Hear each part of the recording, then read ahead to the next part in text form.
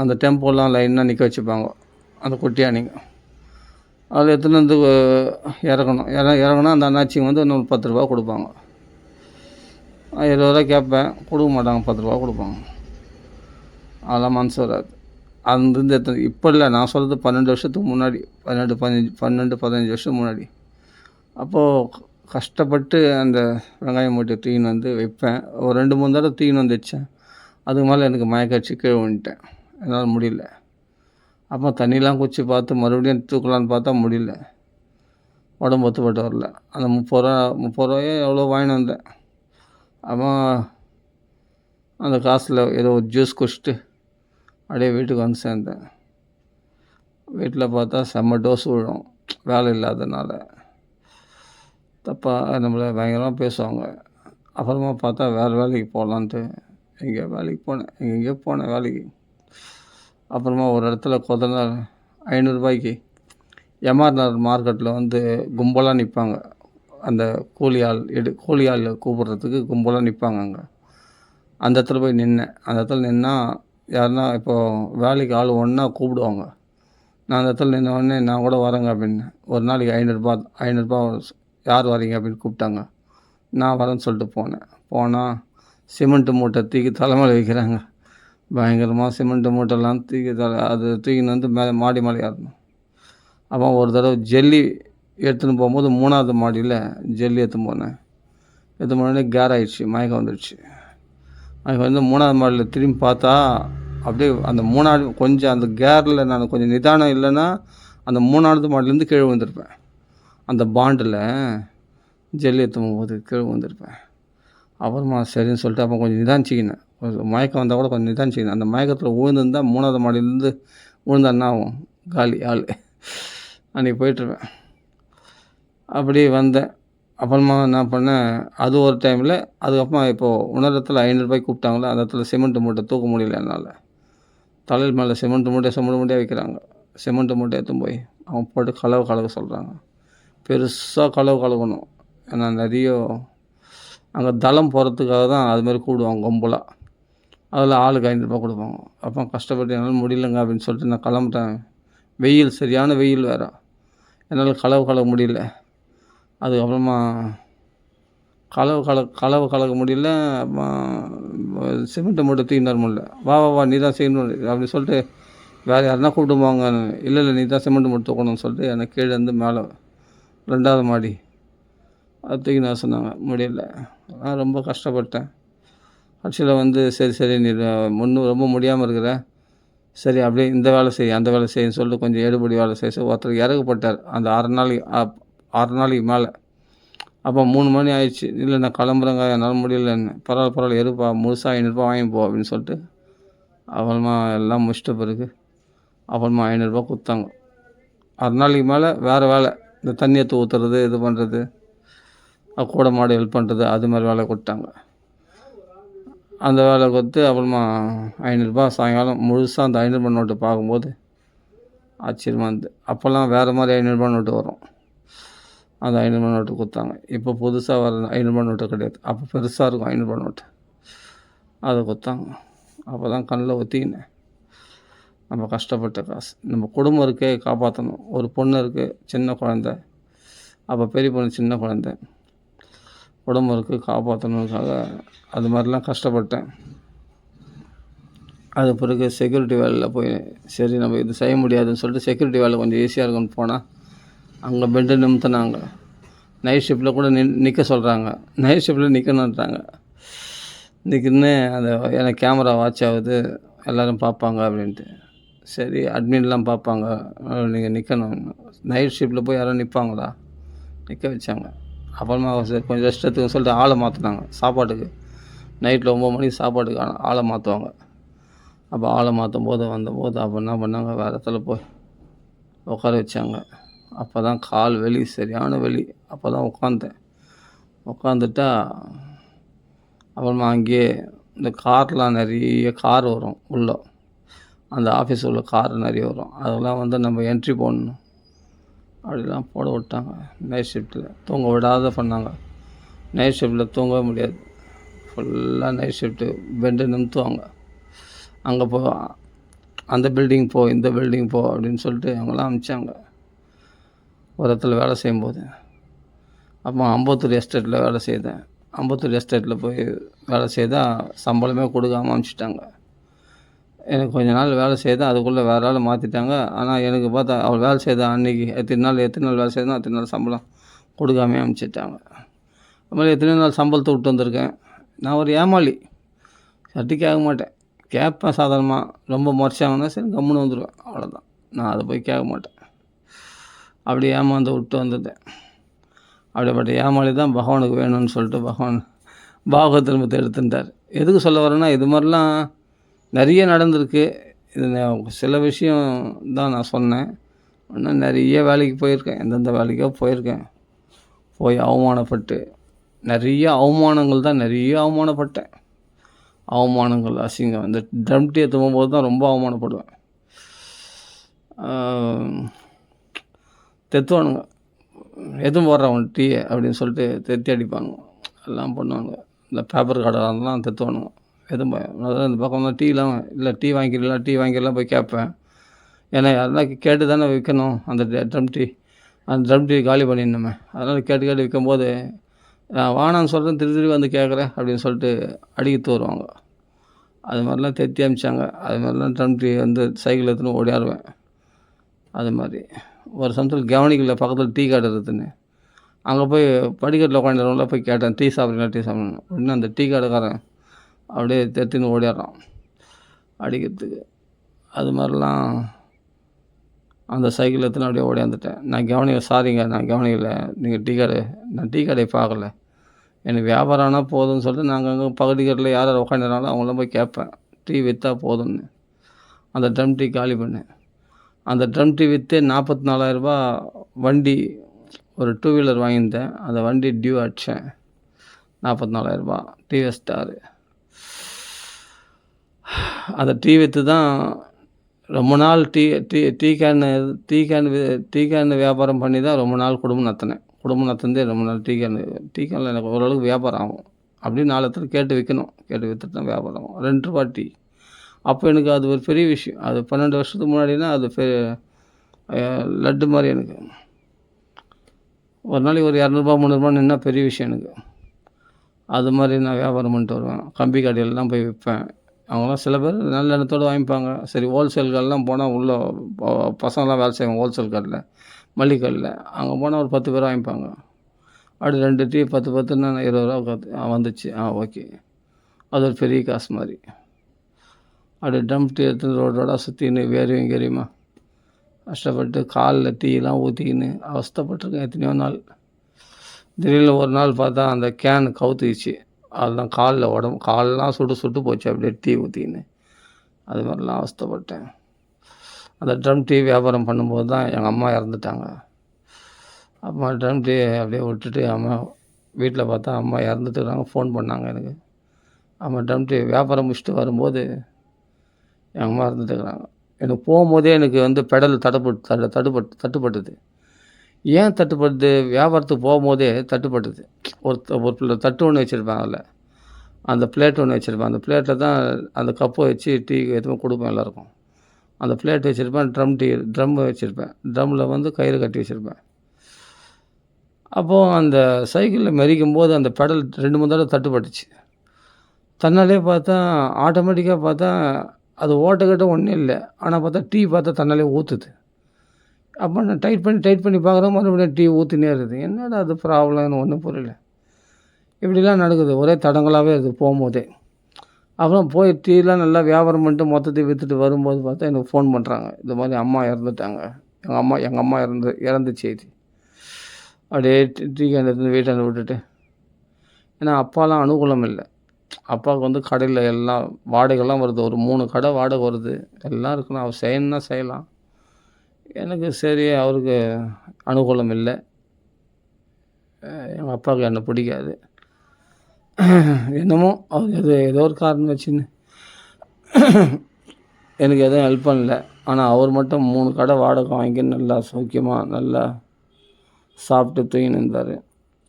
மதுபானம்லாம் சாப்பிடுவார், அதுக்கெல்லாம் பயன்படுத்துவார். ஆனால் ட்ரம் டீ எடுத்துன்னு கஷ்டப்படுறானேன்னு கவலைப்பட மாட்டார். அதெல்லாம் சரி, ஓகே, வேணாம். எது அம்மா, அப்பா தூஷணம் பண்ணக்கூடாது. அவங்க எவ்வளோ நன்மைகள் செய்திருக்காங்க. என்ன கல்யாணம் பண்ணி வச்சாங்களே. நம்ம தான் பார்த்துக்கணும் குடும்பத்த. அது கரெக்ட் தான். அதனால் அவங்கள தப்பு சொல்லக்கூடாது. ஆனாலும் அவர் எங்கள் அப்பா நினச்சிருந்தாருன்னா என்ன நல்லா பார்த்துன்னு இருந்துருக்கலாம். அவருக்கு அந்தளவுக்கு வருமானம் வருது. 3 கடை வாடகை வருது. நல்லா வேறு வருமானமும் வருது அவருக்கு. ஆனால் அவர் என்ன பண்ணணுன்னா பண்ணியிருக்கலாம். பண்ணல. விருப்பம் இல்லை, பண்ணல. சரி, ஓகே. அப்புறமா இப்படி காலம் போச்சு. எதுக்கு சொல்ல வரேன்னா, இது மாதிரி நிறைய வியாபாரம் நிறைய கஷ்டப்பட்டுருக்கேன். குடும்பம் நடத்தணும். ஆனால் வீட்டில் வந்தால் நம்ம கஷ்டம் அவளுக்கு தெரியுமா? இப்போ என் மனைவிக்கு தெரியாது. அவள் என்ன பண்ண புலம்புவான். எந்த வேலையும் செட் ஆகலைன்னா என்ன பண்ணுறது? சம்பாதிக்கணுமே, அரிசி பருப்புலாம் வாங்கணுமே. நான் அதெல்லாம் வாங்கி வந்து கொடுத்துருவேன். அதை மட்டும் குறை வைக்க மாட்டேன். எங்கேயாவது கடன் உடனே அதை வாங்கி கொடுத்துருவேன் வீட்டில். நம்ம பட்டினியாக இருந்தாலும் பரவாயில்ல, நம்மளை நம்பினவங்கள பட்டினி போடக்கூடாது அப்படின்ட்டு எங்கேயாவது கடன் விட வாங்கியாவது பண்ணிவிடுவேன். அந்த கடன் நான் அப்புறமா அடிச்சிடுவேன். நான் எதாவது வியாபாரம் பண்ணி ஏதோ டீ கேன் வியாபாரம் பண்ணுறேன் இல்லையா, அதில் வந்து எதோ அடிச்சிடுவேன். அதுதான் வரும்போது அரிசி எதோ பருப்பு இப்பெல்லாம் வாங்கி வந்து எல்லாம் பண்ணிவிடுவேன். மாதம் மளிகை சாமான்லாம் ஹோல்சேல் கடையில் வாங்கி வந்து போட்டுருவேன். அதெல்லாம் பண்ணிவிடுவேன். அதான் கஷ்டம், நிறைய கஷ்டப்பட்டாச்சு. ஆனால் இந்த வேலையும் செட் ஆகலை நம்மளுக்கு. ராயல் டவர்ஸில் போய் வேலை செய்தேன். அந்த QC பார்க்குறது, அந்த QC பார்க்குறதுல 2000 கொடுக்கணும். அது கூட கொடுக்காமல் 2000 கொடுக்காமல் வெறும் 500 கொடுத்து அனுப்பிச்சான். ஒரு மாதம் பூரா வேலை செய்யுது. 500 கொடுத்து அனுப்பிச்சான். மவுண்ட் ரோடில் ராயல் டவர்ஸில் போய் QC பார்க்குறது, அந்த பர்சனல் லோனு அந்த இது QC பார்க்குறது. அதுக்கு அதை பார்த்தேன், பர்சனல் லோன்லாம் பார்த்தேன், எல்லாம் பண்ணேன். சம்பளம் கம்மியாக கொடுத்து அனுப்பிச்சான். வெறும் 500 கொடுத்து அனுப்பிச்சான் சம்பளம். இதெல்லாம் 5 வருஷத்துக்கு முன்னாடி அந்த விஷயம். இப்படி கல்யாணம் பண்ணிக்கிட்டு குடும்பத்தை ரட்சிக்கிறதுக்காக பல வேலைகளை செய்தேன். தெரியாத வேலைலாம் செய்தேன். கஷ்டப்பட்டேன். ரத்த காயம் ரணகாயம் பட்டேன். சுட தீயை காலில் ஊற்றிக்கினேன். எல்லா அவஸ்தைகளும் பட்டு செய்தேன். ஆனால் பகவான் எனக்கு செட் ஆகுது என்ன? பாகவத தர்மம். அது அப்போவே எனக்கு பாகவத தர்மத்தில் தான் இன்ட்ரெஸ்ட் இருக்குது. பாகவத தர்மத்தில் தான் ஈடுபட்டுருக்கேன். நடுவில் இந்த வேலைக்கும் போயின்னு வந்துன்னு இருக்கேன். ஏன்னா குடும்பத்தை காப்பாற்றணும். பாகவத தர்மமே நம்மளுக்கு சோறு போடுமா அப்படின்ட்டு இப்படியே சொல்லுவாங்க மற்றவங்க. அதனால் பாகவத தர்மம் நம்மளுக்கு எங்கே சோறு போட போகுது? நம்ம கை வச்சா தான் கஞ்சி, நம்ம கஷ்டப்பட்டால் தான் அப்படின்னு. கஷ்டப்பட்டு மட்டும் நான் என்ன சாதிச்சிட்டேன்? இவ்வளோ வேலைகளில் போனேன். எந்த வேலையாவது குதிர்ச்சா? பகவான் விதித்தது ஒன்று, நாமளாக ஒன்று செய்தால் அது எடுபடாது, பிடிபடாது. கடைசியில் எதுவுமே நிலைச்சி நிற்காம அதில் பாகவத தர்மத்தில் வந்த பிறகு தான் பகவான் வேறு வழி ஏற்படுத்தி நமக்கு வருமானத்தை ரெகுலராக வருமானம் வரும்படி பகவான் ஏற்பாடு பண்ணான். இப்போ நிம்மதியாக இருக்குது. ஆஹா ஓஹோன்னு இல்லை, ஆனால் அளவாக இருக்குது, நிம்மதியாக இருக்குது. முன்ன அனுபவித்த கஷ்டம்லாம் இப்போ கிடையாது. முன்ன பாடுபட்டேன். அப்போ போய் இஸ்கானு போவேன், மற்ற கோயில் போவேன், பாகவத பாராயணம் பண்ணுவேன், இல்லை பாகவதம் போய் கேட்கறதுக்கு போவேன், எல்லாம் பண்ணுவேன். நடுவில் அதே சமயத்தில் இது போல் வேலைகளையும் பார்ப்பேன். எல்லா வேலைகளும் போயிடுச்சுன்னா உடனே பாகவத தர்மத்தை ஈடுபடுவேன். திருப்பி மறுபடியும் வேலை தேடி ஓடுவேன். அப்போ பாகவத தர்மத்தை விட்டுருவேன். மறுபடியும் வேலை போயிடும். மறுபடியும் பாகவத தர்மத்தில் ஈடுபடுவேன். இப்படி தான் 30 வருஷம், இது 25 வருஷமாக இப்படி தான் ஓடிச்சு காலம். நடுநாள் வேலைக்கு போகிறது, அப்போ பாகவத தர்மத்தை வேலை போயிடுச்சுன்னா எத்தனையோ வேலைக்கு போல் பண்ணியிருக்கேன். ஒரு செக்யூரிட்டி வேலை மட்டும் ஒரு வேலை இல்லை, எத்தனையோ செக்யூரிட்டி கம்பெனியில் வேலை பார்த்துருக்கேன். அதுமாதிரி ஒரு தடவை வேலை போய்ட்டோடனே பாகவத தர்மத்தை ஈடுபடுவேன். அப்போ மறுபடியும் பார்த்தா வேறு வேலை தேடின்னு போவேன். அப்போ பாகவத தர்மத்தை விட்டுருவேன். பாகவத தர்மத்தை அதான் வேலை முடிஞ்சவொடனே பாகவத தர்மத்தை பார்ப்பேன். இப்போ ராமகிருஷ்ணா ஸ்கூலில் வந்து செக்யூரிட்டி வேலை செய்தேன். அந்த இடத்துல பாகவத புஸ்தகத்தை எடுத்துன்னு போய் அங்கே போய் படிப்பேன். பாகவத புஸ்தகம் அங்கே கொஞ்சம் ஃப்ரீயாக இருக்கும், அப்போ படிப்பேன். ஸ்கூலில் வந்து பசங்களாம் தொல்லை பண்ணுவாங்க. பசங்களாம் ரொம்ப என்ன வம்பு சண்டை வெளிப்பானுங்க. +1 +2 பசங்களாம் அப்படிலாம். அதெல்லாம் சகிச்சுக்கிட்டு எல்லாம் பண்ணிக்கிட்டு அவங்களோட தாஜாவாக பேசிக்கிட்டு அவங்க நண்பர்கள் மேலே தோல் மேலே கை போட்டுன்னு அவங்க இடத்துல ஏதோ பேசி இது பண்ணி அவங்கள முறைச்சின்னா நம்மளை அடிக்கிற மாதிரி வருவானுங்க. அதெல்லாம் அட்ஜஸ்ட் பண்ணிக்கிட்டு எல்லாம் பண்ணேன். ராமகிருஷ்ணா ஸ்கூலில் செக்யூரிட்டி வேலை பண்ணும்போது. தபால்பட்டு இது இப்போ பால்பண்ணில் இருக்குது ராமகிருஷ்ணா ஸ்கூல். அதில் இப்படியெல்லாம் பல கஷ்டங்கள் அனுபவிச்சிருக்கோம். ஆனால் பகவான் நமக்கு ஏற்பாடு பண்ணது என்னென்னா பாகவத தர்மம். பாகவத தர்மத்தில் வந்த பிறகு பாருங்கள், இப்போ எந்த உனக்கு வருமானமும் கிடைக்குது, அது குடும்பம் நடக்குது, இப்போ நிம்மதியாக போகுது பாருங்கள். ஏன்னா மற்ற வேலைகள்லாம் போய் நான் என்ன சாதித்தேன் சொல்லு பார்க்கலாம். மாடு மாதிரி உழைச்சி வெங்காயம் மூட்டெல்லாம் தள்ள தூக்கி முடியுமா? முடியாது. கல் மண்ணெல்லாம் தள்ள தூக்கி முடியுமா? முடியாது. மயக்கடிச்சு வந்தேன். அப்போ உனக்கு விதிக்கப்படாத வேலை செய்தால், உனக்கு பழக்கமில்லாத வேலை செய்தால் அதெல்லாம் செட் ஆகுமா? செட் ஆகுது. ஆனால் பாகவத பாராயணம் பண்ணேன், பாகவதம் படித்தேன், ராமநாமம் சொன்னேன், இது பண்ணேன். ஆனால் அது எனக்கு ஒரு வருமானத்தை ஏற்பாடு பண்ணிச்சு இல்லையா? அதுதான் பாகவத தர்மம். அப்போ பகவான் நம்ம இது சோறு போடுமான்னு கேட்டால், இன்றைக்கி வரைக்கும் நான் வேலை விட்டதுலேருந்து பார்த்தா இன்றைக்கி வரைக்கும் 10 வருஷம் ஆச்சு வேலை விட்டு. அது 10 வருஷத்துக்கு முன்னாடி தான் நான் இது போல் கஷ்டங்கள்லாம் நிறைய பட்டேன். 10 வருஷத்துக்கு முன்னாடி 20 வருஷமாக கஷ்டப்பட்டேன். அது மொத்தம் 30 வருஷம் கணக்கு போட்டுருங்களேன். இந்த 10 வருஷமாக நான் ஃப்ரீயாக இருக்கிறேன்னா எந்த வேலைக்கு போகாமல் பாகவத தர்மத்தில் ஈடுபட்டு ஃப்ரீயாக இருக்கேன். இந்த 10 வருஷத்துக்கு முன்னாடி 10 வருஷம் இல்லை, 7 வருஷம் இப்போ நான் ஃப்ரீயாக இருக்கேன். இந்த 7 வருஷத்துக்கு முன்னாடி தான் நான் கண்ட வேலைக்கெல்லாம் போய் செக்யூரிட்டி வேலை, அந்த வேலை, செக்யூரிட்டி வேலையே நிறைய இடத்துல போயிருக்கேன். செக்யூரிட்டி வேலை தான் நிறைய செய்திருக்கேன். அதெல்லாம் போய் கஷ்டப்பட்டு இந்த ராக்கண்ணு பகல் கண்ணு முழிச்சு அவனுக்கெல்லாம் திட்டு வாங்கி அவமானப்பட்டு, சின்ன பசங்களாம் கேவலப்படுத்தி நம்மளை சட்டை பிடிச்சி எல்லா அவமானங்களும் பட்டு அங்கே போய் சண்டை போட்டு வாக்குவாதம் பண்ணி எல்லா பிரச்சனைகளும் சமாளித்து அந்த வேலைகளை பார்த்தேன் 7 வருஷத்துக்கு முன்னாடி. அப்படி வேலைகள்லாம் பார்த்தேன். இந்த 7 வருஷமாக பாகவத தர்மத்தில் ஃப்ரீயாக இருக்கிறேன், நிம்மதியாக இருக்கிறேன். வருமானமும் ஓரளவு வருது, அதே சமயத்தில் நிம்மதியாக வாழ்க்கை போயின்னு இருக்கு. ஆனால் 7 வருஷத்துக்கு முன்னாடி பல வேலைகளை பார்த்தேன். பல வேலைகளை பார்க்குறது, நடுவில் பாகவத தர்மத்துக்கு வர்றது, வேலைக்கு பார்க்குறது, நடுவில் பாகவத தர்மத்துக்கு வர்றது, இப்படியே காலம் போச்சு வீணா. ஆனால் நிறைய கஷ்டப்பட்டேன். ஏன்னா அதெல்லாம் விதிக்கப்படாத வேலைகள். விதிக்கப்பட்டது பாகவத தர்மம். பாகவத தர்மத்துக்கு வந்தால் சோறு போடுமான்னு இன்றைக்கி 7 வருஷமாக இந்த பாகவத தர்மம் தான் சோறு போடுது. வேறு எது சோறு போடுது? பாகவத தர்மம் தான் குடும்பத்தையும் காப்பாற்றுது, சோறும் போடுது, நம்மளையும் வாழ வைக்குது, குடும்பத்தையும் வாழ வைக்குது. இந்த 7 வருஷமாக இந்த பாகவத தர்மம் தான். பாகவத தர்மத்தை நம்பினவன் ஒரு பொழுதும் வீண் போக மாட்டான், அது மட்டும் நிச்சயம். பாகவத தர்மம்னாவே பாகவத பாராயணம் பண்ணுறது, பாகவத்துடைய சாரம் பகவான் நாமம். பாகவத பாராயணம் பண்ணுறது, அந்த தத்துவத்தை தெரிஞ்சுக்கிறது, பகவானுக்கு சேவை செய்கிறது, அதான் பாகவத தர்மம். அந்த சேவையிலையும் சிறந்த சேவை பகவான் நாம சங்கீர்த்தனம், நாம ஜபம் பண்ணுறது. அதெல்லாம் நாம சங்கீர்த்தனம் ரொம்ப ரொம்ப பெஸ்ட்டு, ஈஸியாக இருக்கும். சரிதானா? இப்போ நாம சங்கீர்த்தனம் என்ன பாடலாம்? என்ன வேணாலும் பாடலாம். என்ன வேணாலும் பாடலாம். ராமநாமம் எப்படி வேணாலும் பாடலாம், என்ன வேணாலும் பாடலாம்.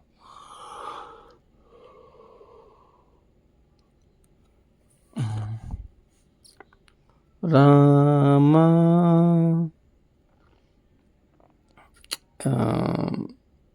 சரி. ராம் ராம ராம ராம், ராம் ராம ராம ராம், ராம் ராம ராம ராம், ராம் ராம ராம ராம், ராம் ராம ராம ராம், ராமா ராம் ராம ராமா, ராம் ராம ராம ராம், ராம் ராம ராம ராம், ராம் ராம ராம ராம், ராம் ராம ராம ராம், ராமா ராம் ராம ராமா, ராம் ராம ராமம், ராம் ராம ராம ராமம், ராம ராம ராம்,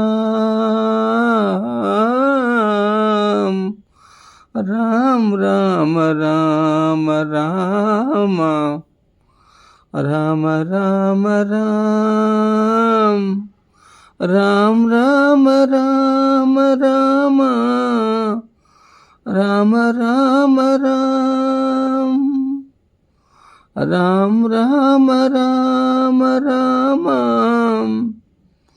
రామ రామ రామ రామ రామ రామ ராம் ராம ராம ராம் ராமா. இந்த ராமநாமம் தான் என்னை நிம்மதியாக வாழ வைக்குது. மெயினாக சொல்ல போனால் தான் பாகவ தர்மத்தினுடைய சிறப்பே. ராம் ராம ராமாம் ராம் ராம ராமாம் ராம் ராம் ராம ராம ராமாம் ராம ராம ராம் ராம் ராம ராம ராமாம் ராம ராம ராம் ராம் ராம ராம ராமாம் ராம ராம ராம் ராம் ராம ராம ராமாம் ராம ராம ராம் ராம ராம் ராம ராம் ராம் ராம ராம ராம் ராமாம் ராம் ராம ராம ராம ராம ராமாம் ராம் ராம ராம ராம் ராம் ராம ராம ராம் ராம் ராம ராம ராம் ராமாம் ராம் ராம ராமாம் ராம் ராம ராமம் ராம் ராம ராம ராமாம் ராம ராம ராம் ராம் ராம ராம ராமாம் ராம ராம ராம் ராம் ராம ராம ராமாம் ராம ராம ராம் ராம் ராம ராம ராமாம் ராம ராம ராம ராம் ராம ராம் ராம ராம் ராம் ராம ராம ராம் ராமாம் ராம் ராம ராமாம் ராம ராம ராமாம் ராம் ராம ராமா ராம ராம ராமாம் ராம் ராம ராம ராம் ராம ராம ராம ராம் ராம் ராம ராம ராம் ராமாம். இது போல் பல ராகங்கள் பாடலாம். சுகமான ராகங்கள் நிறைய இருக்கு.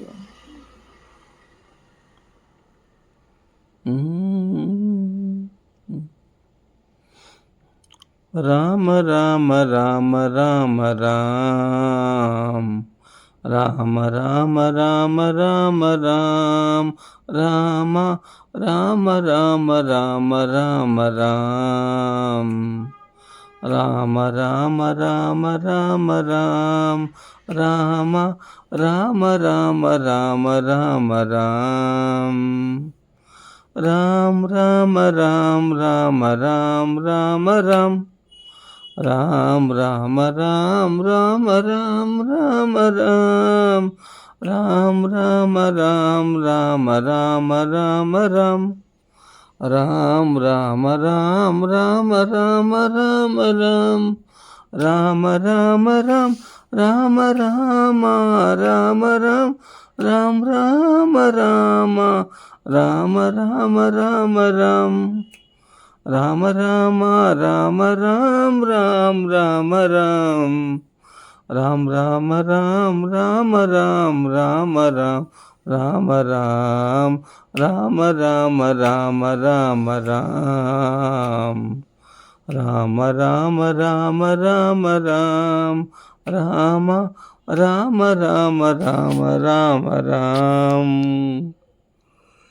இப்படி அருமையாக ராமநாமம் பாடி வாழ்க்கையை என்ஜாய் பண்ணலாம். சித்தபதி ராம ராம ராம ஆஞ்சநேய சுவாமிக்கு ஜெய், சர்வசாதமல்லிக்கு ஜெய், ராம ராம ராம ராம ராம.